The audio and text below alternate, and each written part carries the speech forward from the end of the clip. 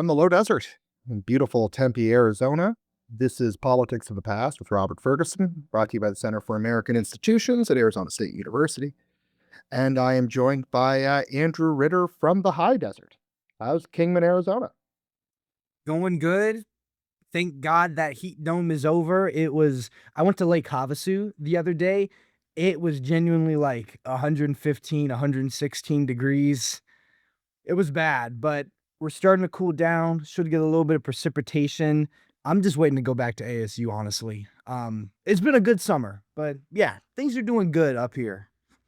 That's good. I mean, yeah, it's been ungodly hot. Yeah.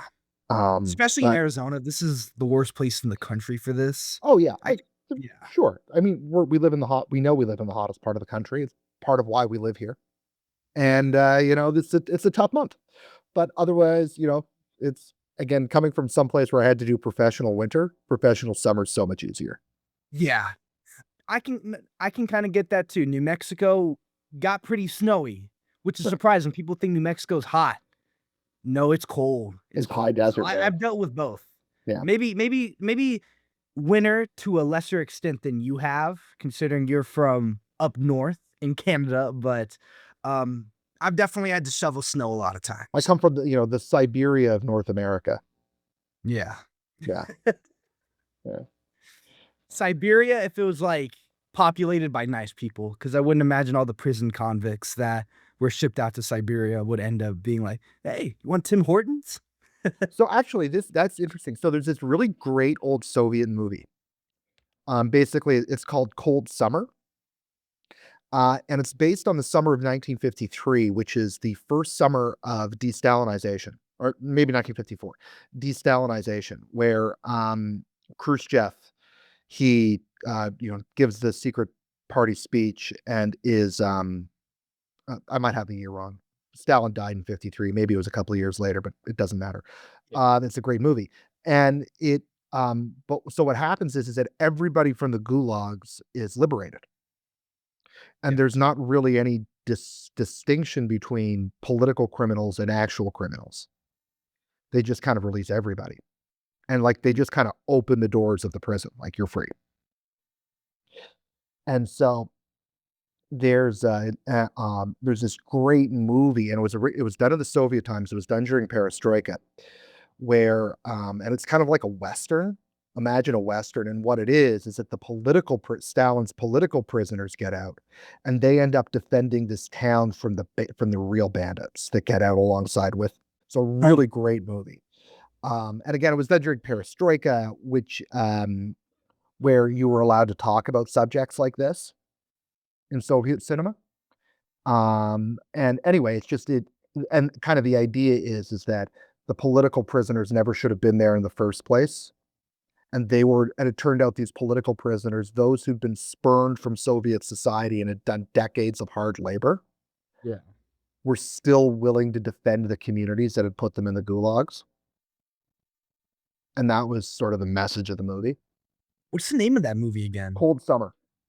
Cold Summer. That's Okay. the I'm English gonna language. watch that. Yeah, it's good. Really. It's good. Soviet cinema is interesting. There's some really good movies and some terrible movies. Most of the good movies were done during Perestroika. And you used to be able to get them on YouTube, but since the Russian invasion of Ukraine, YouTube may have taken a bunch of them off. For obvious reasons. But if you Some of them find, they're still on. I've yeah, seen I didn't watch the whole thing because it's like a multi-volume thing and it's hours long, but I've seen, like, things of, like, War and Peace. sure, That's a great adaptation. yeah, it is. They just got the whole Soviet, like, they just got, like, thousands of, like, volunteers from the Soviet army to help with, like, the production and just help film scenes. Yeah, Is beautiful, and in a time before CGI, especially in the Soviet Union, which has just always been behind the West in terms of media and yeah, cinematography, or maybe not behind, but they took a different approach. sure, Technologically, we have the better CGI, we have the better production, but we also just have a different approach, a different sure, philosophy to making movies that you don't get from the Eastern Bloc. It ultimately stems from a different mentality, right? yeah, That Russian way of thinking, that I've still yet to decipher. But anyway, the Soviet movies, the Soviet cinema, there's some great ones, there's some not so great ones. For sure. Um, Moscow Doesn't Believe in Tears is sort of its most famous. It won an Academy Award. It's sort of the most famous one.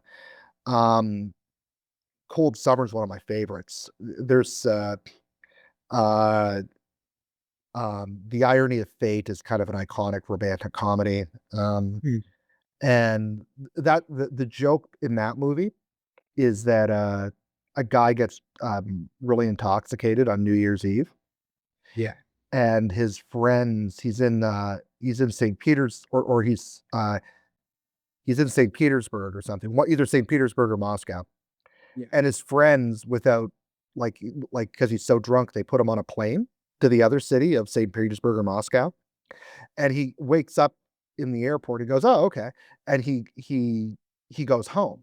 And the joke is that because St. Petersburg and Moscow under communism both look the exact same, he was able to get all the way to his apartment thinking that he was in his city. And it's only when he gets into the apartment, falls asleep on the couch, and gets woken up by the resident of that apartment that he realizes he's in the wrong city. Oh, I'm in a completely different side of the country. Yeah, That's beautiful. and that's the joke of the movie. It's a cute movie. Um, Sure.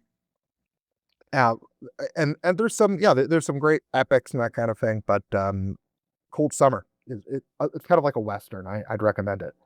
Yeah. Not usually like me to recommend Russian. Eastern. Siberia is in the east. Yeah, yeah, you're right. It's Eastern, right? Yeah. Yeah. Anyway, so nothing like a discussion of Soviet cinema to tee up a discussion of the Michigan primary yesterday. 'Cause they're identical. Michigan, I've never been to Detroit, so I can only rely off of, like, what I can only conjure up. 8 Mile by Eminem. Detroit is the closest we'll get to, like, Soviet-style apartment blocks, or it'll get pretty close. And I've never been to Michigan. I've never really been to the Midwest. I've been to Kansas. That's about it. Fair enough. Well, I spent a lot of time in Michigan. I love Michigan. Great place. Beautiful, Sure. wonderful lakes. Detroit, played some hockey growing up in Detroit. Um, cool city. I haven't been to Comerica Park. I've heard it's great. I drove past the old Tiger Stadium a long, long time ago. I remember that. I never went to Joe Louis Arena, where the Red Wings played. I wish I had. And of course, home of Michigan football. I've been to the Big House, not for a game, but I've been to the Big House. And so it's cool state, lots of interesting stuff going on, and the eyes of the nation were on its politics yesterday. Yes, they were. In fact, yesterday I recorded a podcast yesterday. It's going to come out after this one, Okay. where the gentleman who I interviewed, he was in Flint in order to support his colleague and friend who was the losing Democratic nominee for the governor nomination, Chris Huh. Swanson. Okay. Um, so anyway, so we got a bit of a connection to that race there here on the show. But Andrew, what did you see in Michigan yesterday? So you lagged out for a little bit, so I'm gonna assume you said, "What Nope. did you see in Michigan yesterday?" Am I right? Yeah, Okay.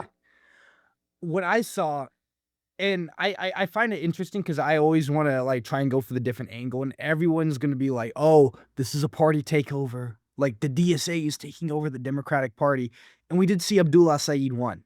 He did win, and I think there's a level of shock there that I don't know why exists. I don't know why people are shocked that Abdul Al Saeed won, I think. I why do you think think they shouldn't be shocked? well, he's a very accomplished guy. He worked in, I forgot which department. He worked in Wayne County, though, for a couple years, The health and department. he tried running in 2018 for gubernatorial election. He's not inexperienced. I think a lot of people try and, like, cast him like he's just some new guy. He's been around in the Michigan scene, but what I wanna go at is the fact that he won against the mainline establishment Democrat.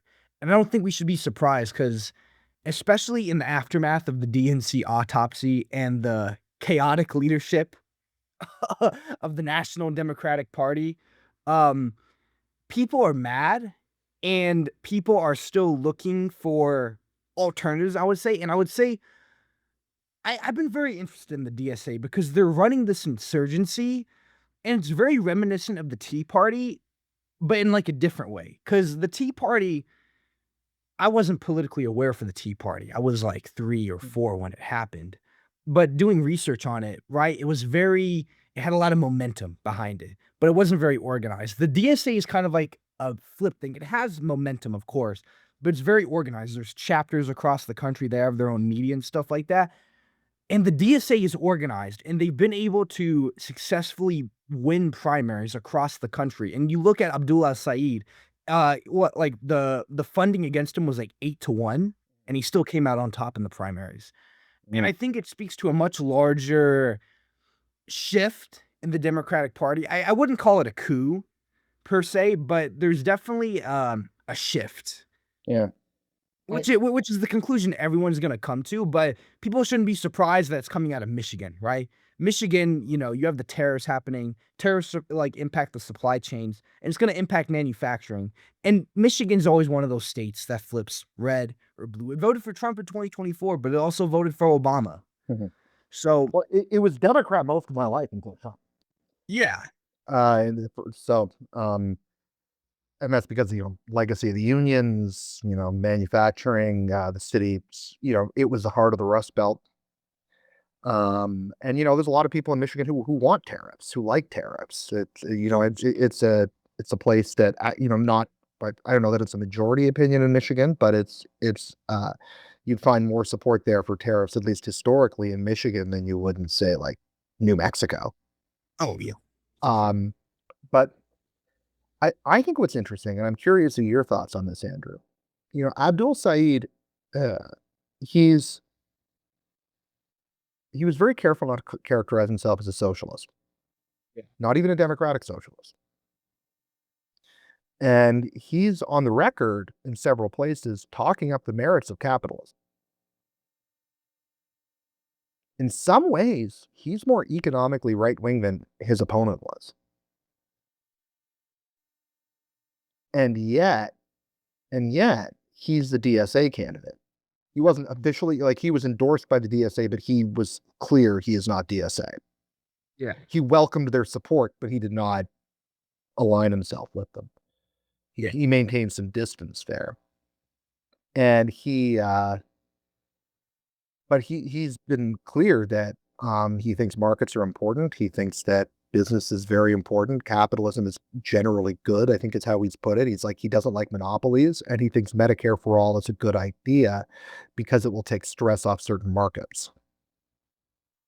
That's how he's rationalized it, essentially. I'm paraphrasing, but that's how he's rationalized it. Yeah. And yet we're calling him a socialist. Everybody's left and right. It's not just it's not a term of, and I'm not using the term pejoratively. The only person in the country who seems eager to not call himself a socialist is him. And that's curious. I mean, in a lot of ways, he sounds like a New Deal Democrat when he's talking about the economy, as opposed to, say, Alexandria Ocasio-Cortez, or some of the more, or some of the people around Mamdani. He actually doesn't sound like a Mamdani type of socialist, which is probably why he's been careful not to characterize himself that way. But I don't think it was his views on the economy that have excited people on the radical left. I mean, clearly it's Israel. That seems to at least be my take as to why he's did so well in this primary. Andrew, is that your suspicion as well? I think there's another angle that we could look at it too, and it's like, if you take a seat away from a mainline like a potential mainline Democrat, and you give it to someone who, sure, they're not a socialist, right? And they're and he's very careful at saying, like, "I'm a capitalist. I just think it should be regulated," the whole 9 yards, right? Um, it doesn't matter because at the end of the day, if you can begin to erode that power by let's not give it to a mainline, right? Let's run an alternative. So even though he's technically not a socialist, he doesn't call himself a socialist, which I have my own quarrels like what we call socialists in America. I think it's such a misnomer because like the whole thing of calling people socialists, I feel like is, and I'm saying this as a Republican, I think it's a relic of the Red Scare. A lot of these people that call themselves socialists, they may genuinely not like capitalism, but I think whenever it comes to like genuine hardcore socialism, they're social democrats. They're not. When I think so, and you start getting into this very political debate of like what is socialism, right? And it's not the Marxian Marxist type of socialism. It's not Marxist Leninist. It's not that type of socialism. It's its own. It's just European socialism, which is just social democracy, which is Yeah, it's something I think it's a little bit different than that, but I take your point. it's been There Americanized, but it's not. yeah, It's not. I saying the word it's socialist socialism carries a with level of American baggage. it's socialism with American characteristics. I It is actually, which is to say, it's not really socialist. It's just It capitalism, but more. well, I don't know. what it is, I think Yeah. what it is for most of them. So this is what's curious. If you look at the and I'm glad you brought this up because I think it's really interesting. Take a look at some like the polling that's been done on people's sense of these things. A lot of people who are when they're polled on this, even younger people who have this high degree of like positive association with the term socialism, they also like free markets. Huh. It's like, huh, how do you explain that? That seems incoherent to me. And it's because it is. It's entirely incoherent. They don't know what either of these terms mean. Like, they might not like capitalism, but they like free markets. And it's like, hold on, what's the difference? Right? Well, it's They've got, maybe they've got one in their heads, but it's just incoherent. The people are incoherent. I I don't want to straw man because I mean, 'cause I genuinely do know people that are like this, like the DSA type. But their main problems with capitalism, it's not that like, oh, it's like billionaires have too much money. It's wrong to have so much money. And sure, there's wealth inequalities. That's a problem, sure. But I just think that it's a completely incoherent solution that they have. It's based off of emotion more than fact, I would say. A lot of the time, there's some people that genuinely put up a compelling intellectual argument, but I think for the vast majority of people that say, "I'm socialist," A, they don't know the baggage that carries, especially within the context of America, and B, they don't know socialism, right? Like, they didn't.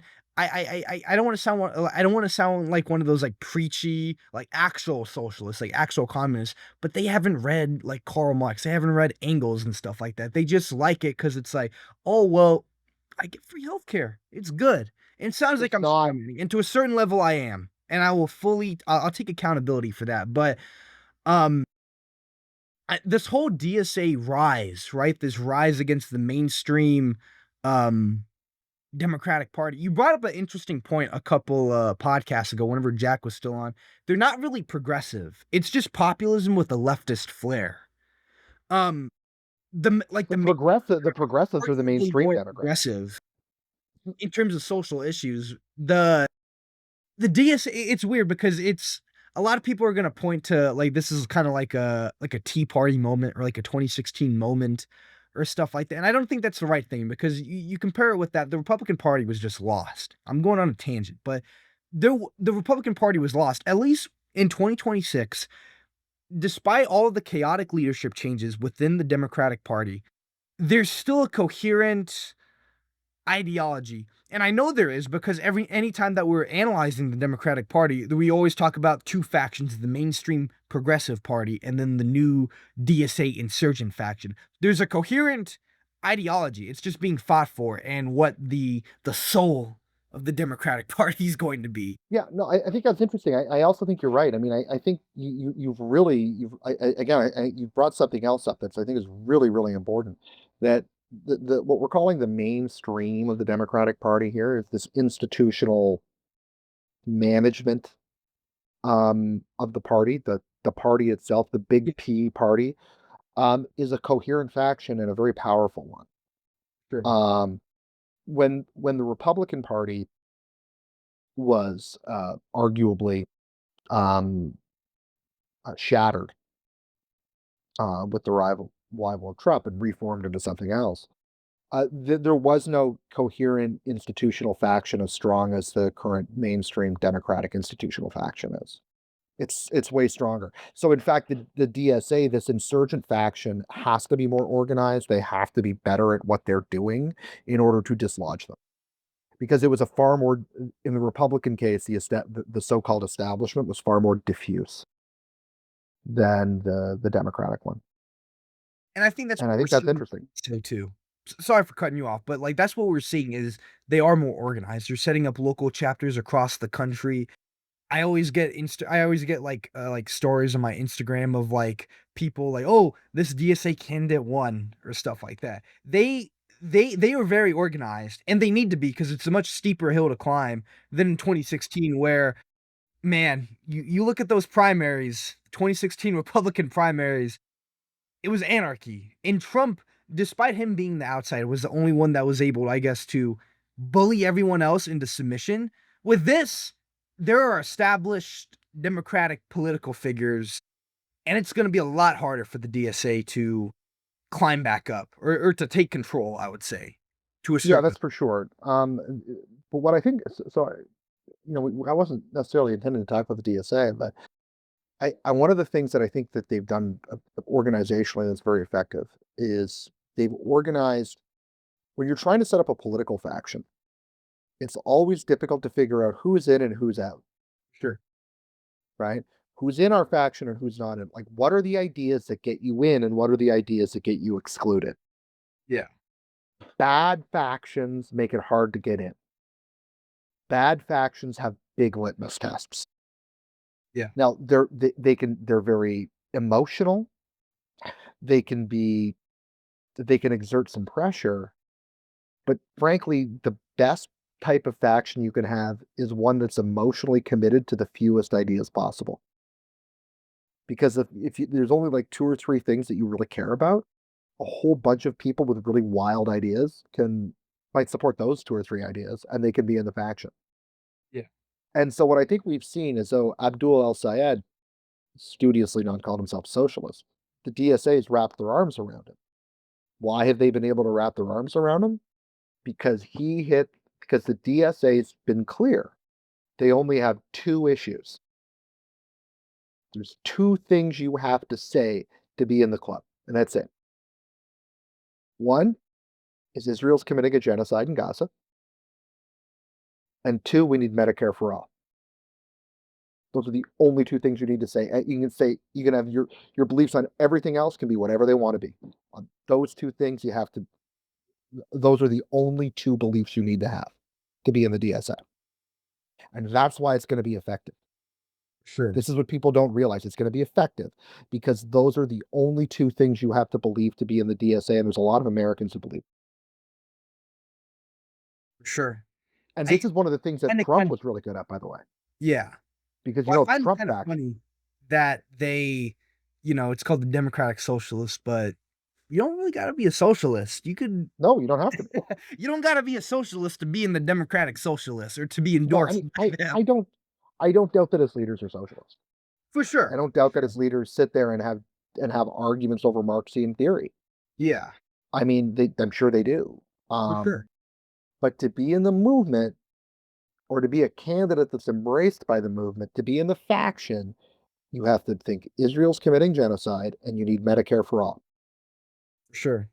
And That's those it. are yeah, and those are big hot button issues, especially now.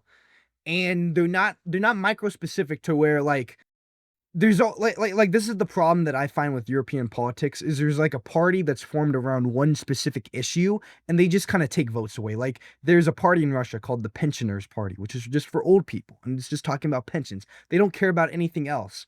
But the DSA, it's not that. It's they have their issues, but they're forming an alternative. They're forming an out. Yeah, no, no, they've clearly got a direction. For But at sure. this point in the game, they're like, it's too early to start really setting the agenda. Real Do okay. you do you believe that Israel is committing genocide? Okay, that's a start. And do you believe in Medicare for all? You're our kind of person. Yeah. We'll figure the rest. We'll figure out corporate tax policy later, Yeah. right? Well, Those actually, are the yeah, that only makes two. more sense because the DSA, it's existed for a couple years now, but we've only It's started been talking around for a very long time. Been around since the 80s, actually. oh, okay, since the '80s, right? But Oh, in its current iteration, like in this current moment, it really just goes back to Mamdani. And there's factions within the DSA. The Red Star faction is probably its most extreme and its most Marxist. There's faction, the New York DSA is actually probably the most moderate. That's the one that's led by Mamdani and AOC. And they're probably the most moderate. And there's a big battle inside the DSA between the New York faction and some of the more extreme factions because the New York factions are like, we'll compromise for power. And the other factions are like, never in a million years should we. I find that so interesting, and even within I love this in an era of, just so like, so much polarization, how Mamdani and Curtis Seawood just get along like best of buddies. For New Um, Yorkers. New Yorkers are weird. they're just New Yorkers, yeah. I don't In get fact, you want to know the truth? I honestly think back in the New York mayoral election that Cuomo shouldn't have run, and everybody should have thrown their support behind Sliwa. Like Sliwa's weird, yeah, right? But I actually think he without like Cuomo was gonna do better than Sliwa in a three-way race. But I honestly think in a two-way race, Sliwa stood a better chance than Cuomo, and for no other reason that Sliwa's kind of interesting and Cuomo isn't. yeah, And Sliwa was energetic. Sliwa actually enjoys campaigning, whereas Cuomo doesn't. You yeah. know how I know Sliwa enjoys campaigning? Because he keeps doing it. Even after the race is over, he's Even just after all of his races that he's lost or over, he still does it. Is the New York City Republican Party a Curtis Sliwa vanity project? Maybe. perhaps. But it's a anyway, it is interesting. But back to the point on the minimal belief system in order to be associated with the DSA. And again, I think it's smart. I think it's smart politics. What do you think, Andrew? Like when Trump built a very, very big coalition, what were the beliefs you had to have to be in the coalition, to be in the camp? Because obviously lots of diverse people were a part of it. Oh, for sure. But Um, why but are we talking about Trump 1.0 or 2.0? Or would you say it's 2.0 the same thing? preferably. It's more relevant 2.0. 2.0. I find I think they're related, but I think they might be a little 2.0 I think is more I mean, it's more recent, and so it's more relevant. 1.0, it's kinda old now, but t for 2.0, obviously, there is the core tenet of, like, "Do you wanna make America great again?" That's vague, that's broad, but that's, like, the term, and well, that's a Democrats slogan. would not touch that in a billion years. Lower taxes, I think that's pretty obvious. I don't know that that was needed. I don't actually know that a lot of I think you find a I lot of don't think Republicans. I don't You think it was didn't a need big I that to don't be think in it the was a group. big hot button issue, per You se. didn't need that to be in the group. You bring up something I haven't thought much about. Um Draining, I guess, continue because a lot of it's just a continuation of 1.0, like draining the swamp, this rhetoric, getting rid of the corruption in Washington or whatever corruption may or may not exist. The I think there were two. There were 2. Do you think those are the 2 that I just brought? What They're are yours? 'Cause related. I can't They're think of any. related. They're related to They're it. related. One is Donald Trump has been unfairly maligned. Yeah. And two, you got to get rid of the elite. Or two, the elites are responsible. There's a conspiracy of elites. Take it whatever way you want. Yeah. Those are the 2 things that I think you needed to believe to be in the Republican coalition. And that's Yeah. why I think it was so broad because people could believe those things and believe a whole host of any other thing. And that's why I think the DSA movement is potentially uh, uh, get critical mass because it's do you believe Israel's committing genocide? Do you believe in Medicare for all? There's a lot of Americans who believe them. And a lot of Americans who believe those 2 things that would disagree on climate policy. A lot of Americans who agree with those 2 things that would disagree on crypto regulation. A lot of Americans who believe on those 2 things that would disagree on immigration, Yeah. right? Abdul Sayed won the Senate race For sure. narrowly. He didn't win by as much as people thought he was going to win by, Yeah. right? He won by 1.5%. Some votes still outstanding. And people thought he might win by 8 or 9%. This is a swing state. You brought that up earlier. Yeah. Do you want to make a prediction for November? I don't know much about who the Republicans are running in November. I would say just off of the because the vibes like the political climate and the vibe is gonna shift. It's completely different Let than me it just see was if they've polled oh, it yet. it's gonna be different in November. But if we're just going off of right now, I don't know if Saeed will win. I think he has a shot, but it's honestly a coin toss. I don't like all of the it's performative journalism to be like, "Oh, the DSA is taking over. They're gonna win. Saeed's gonna win." Saeed still has a lot to overcome. Michigan still voted Trump in 2024. There's still a lot of support for the Republicans in Michigan. And even though the popularity rating for Trump has dropped a bit, and there's been some backlash to stuff like tariffs, um, which is weird because in a state like Michigan, which are pro tariffs, I don't know how that plays off in terms of supply chains and stuff like that, but Well, it it'll divides be a lot closer than people it divides think it'll be. I think yeah. people will think that, like, Saeed will win because he's new and he's fresh, which he's not even really new and fresh. He's been in the political game in Michigan for years now, for nearly a I decade. think what you're suggesting, and this is we're both guilty of this. Yeah, I think in the younger media that you're consuming, for I sure. think people are think Syed's inevitable to Yeah, win in November. In the older, more established media, I don't think that's the case. Mike Rogers, who's a Republican nominee, he lost narrowly to Elise Slotkin 2 years ago. I mean, he ran unopposed for the GOP Senate nomination in Michigan. He's a very strong candidate.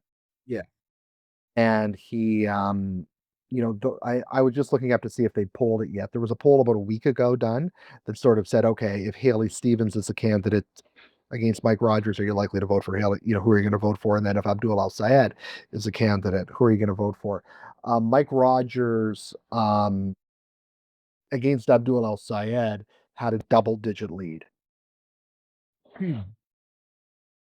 Huh, in Michigan. that's So interesting. yeah, it's um, it's going to be interesting again, and I think this is where the if we're all in when we do when we have this media like scattering where we're all kind of listening to different media, Yeah, our own media. Like I hear you on the younger media that I kind of take a peek at now and again. Abdul Al Sayed seems inevitable, yeah, right?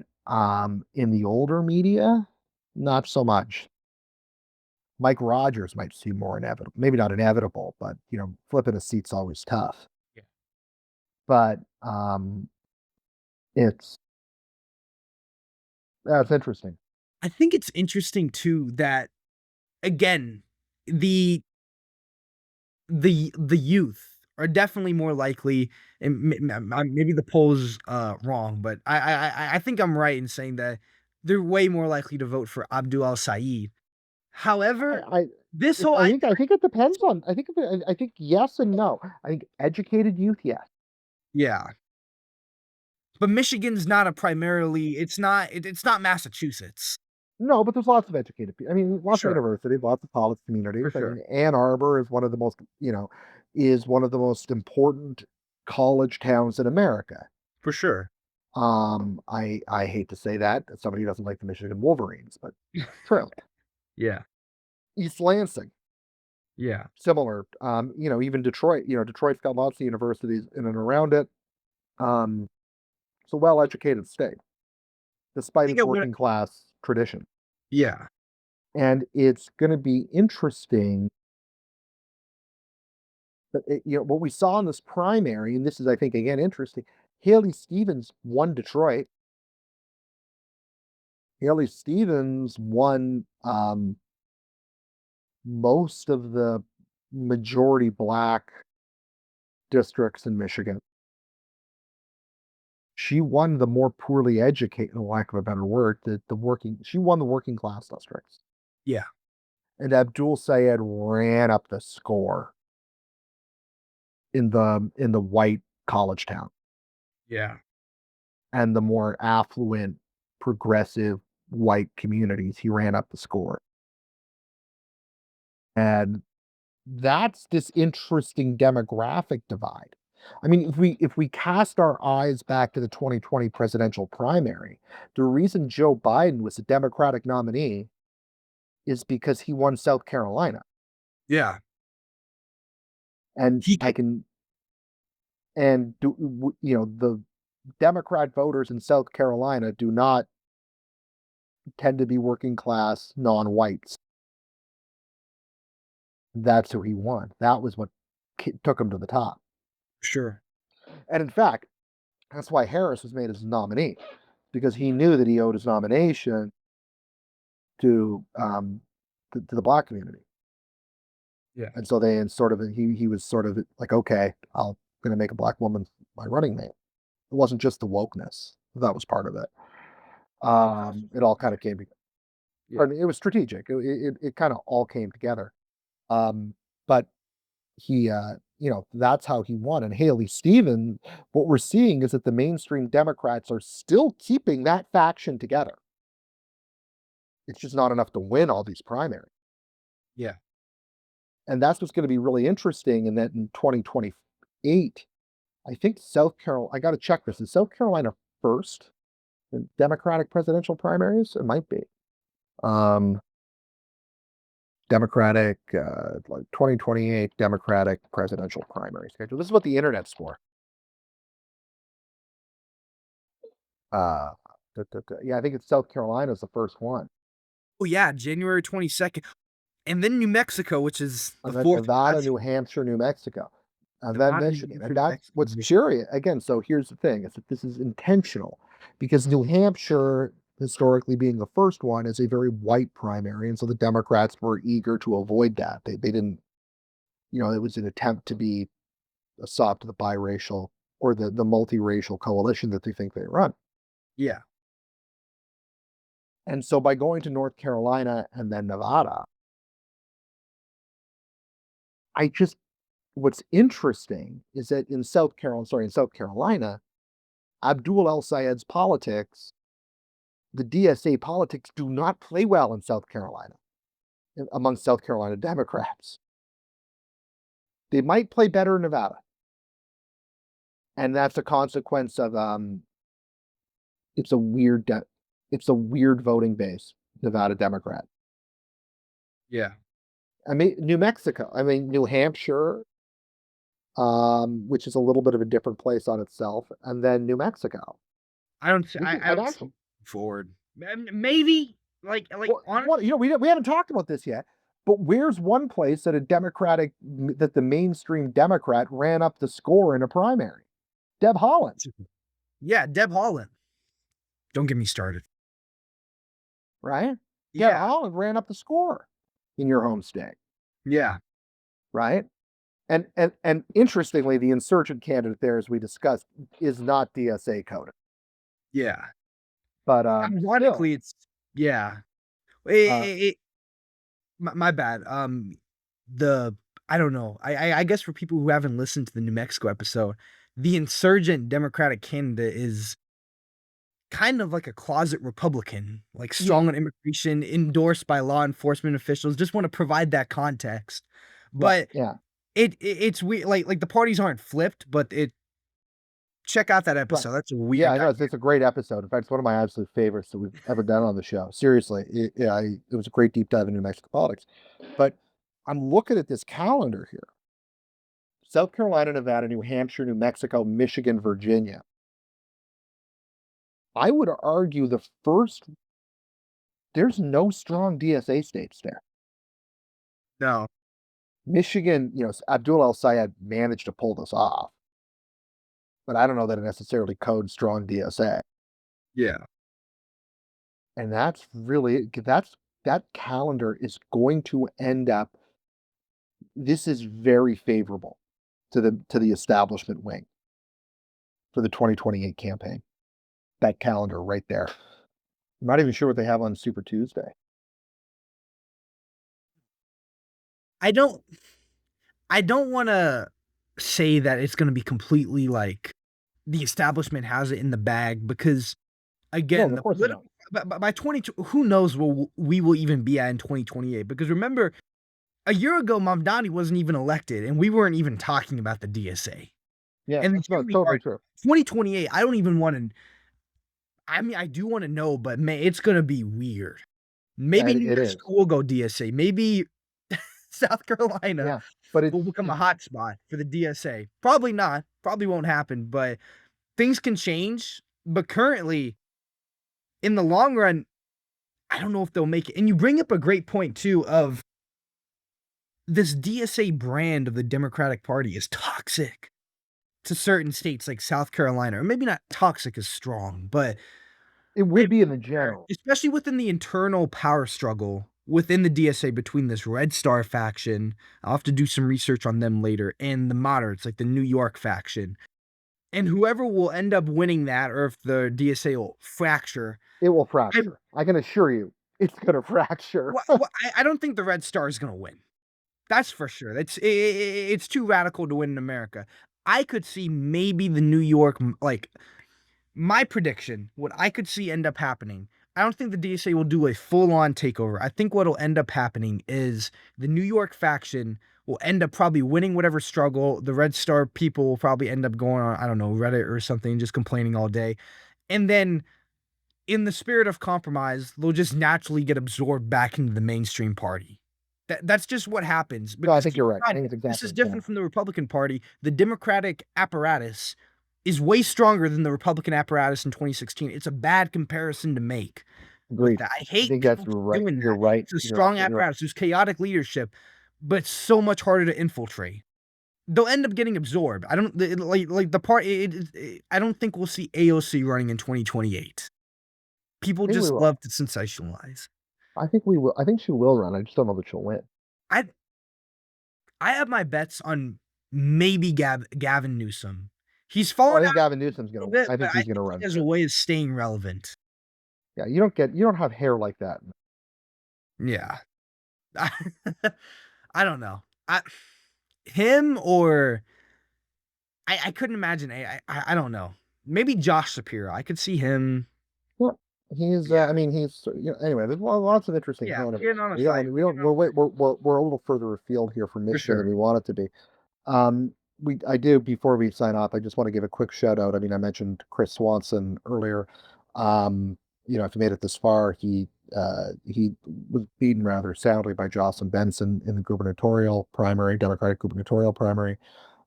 Benson is she campaigned with Abdul El Sayed.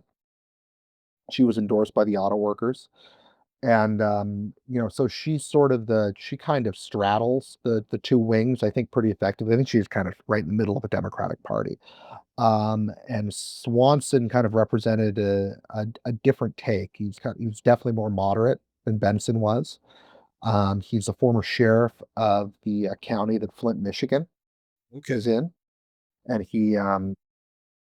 he's been on a campaign for the last couple of years to kind of unify people across over partisan barriers and finding ways that people actually get along. And anyway, he's a really interesting guy. And Admittedly, we try not to pick favorites here, but we're sorry to see him lose. I think he would have been an interesting. I think he would have been a really good candidate for governor for the Democrats to have chosen, but they didn't. Um, Benson is probably more in the middle of where the party is, if we're being honest. Whether she wins in November is a very different story. Um, and Michigan has proven itself to be very swingy. And Republicans have always done well at statewide offices in Michigan. So it's not necessarily, um, but Whitmer's whole, it was interesting. Whitmer didn't seem to really endorse Benson. She kind of stayed out of the race, Huh. and Why do that you all think that was? she might have endorsed her. I didn't see it. If I'm being Yeah. honest, I don't follow Michigan politics on a day by day basis. We would actually good to have a Lee's. Should have brought a Lee's on the show for this. Um, but I didn't see her endorse Benson, but she might have. Um, it's let me see if that actually happened. I'm sure she has since yesterday, but I don't know that she actually did.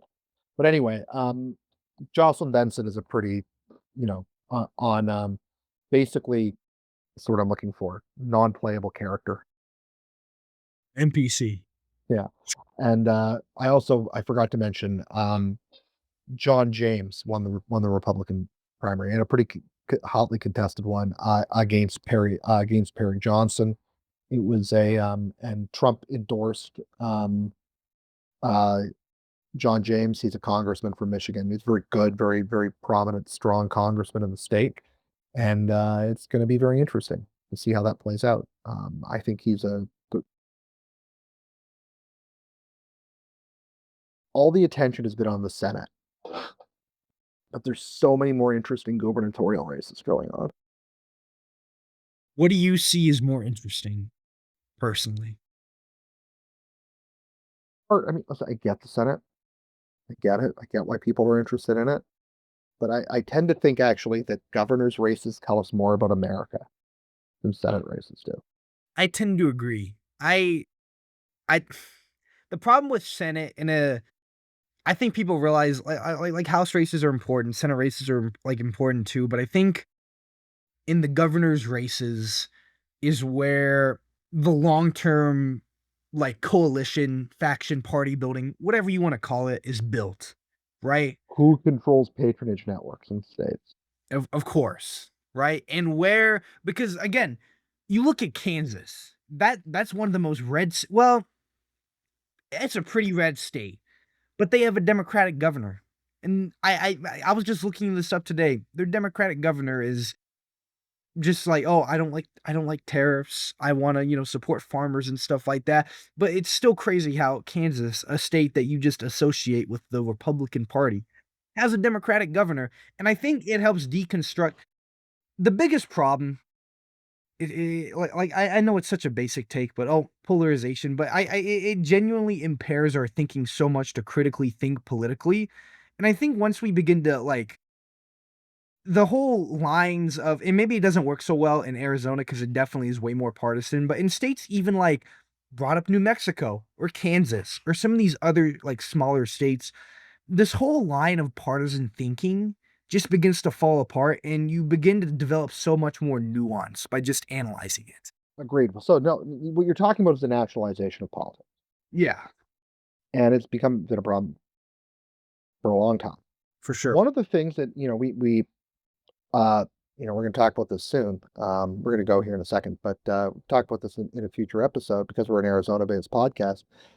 The recent decision by the Department of the Interior to basically impose cuts on lower basin water cuts on lower basin states Yeah. is a major issue in the Arizona governor's race. And I don't want to step on it because we're going to talk about it in a later episode. But and that's not something that's it's national politics, but it's not, you know, Whether Arizona gets like a certain amount of allocations doesn't really affect people in Vermont or Alaska. right. or But South Dakota. in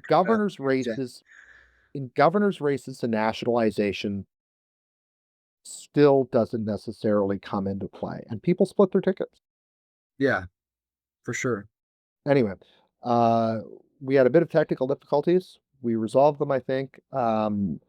We ended the summer hiatus. We and the 1 week summer hiatus that we did. And for those of you who've listened this far, we've got lots of really exciting episodes coming up. The one that I just recorded yesterday is really, really interesting, and that'll come out probably on Monday. This is gonna probably come out Friday. We're recording it on a Wednesday, but it's gonna come out Friday. Um, and then on Monday, and then we're gonna be pretty soon, we're gonna be back to the regular Monday, Thursday schedule. Got lots of interesting people lined up. It should be a great season two. And Andrew, we're happy to have you aboard. This is gonna be fun. It's gonna be good. I'm not gonna spoil anything, but we got some interesting people. I'll just say that. Exactly. It'll be fun. It'll It be will good. be. All right, Andrew, enjoy Kingman. I Don't will. get too And you bored. enjoy Tempe. Well, actually, is it still hot down there? Of course it's still hot. Well, I mean, all Duh, it's things are still hot, hot. but has the heat dome worn off there, is what I'll Yeah, say. it was when I was walking around earlier, it felt like about 108, 109, not like 118. Okay. That's beautiful. So you have a good time in Tempe, I'll have a good time in Kingman. We got kids swimming lessons tonight. It's gonna be a blast. That's beautiful. Good luck on that. Don't drown. Thanks. I'll try not to. All right, take care. All right.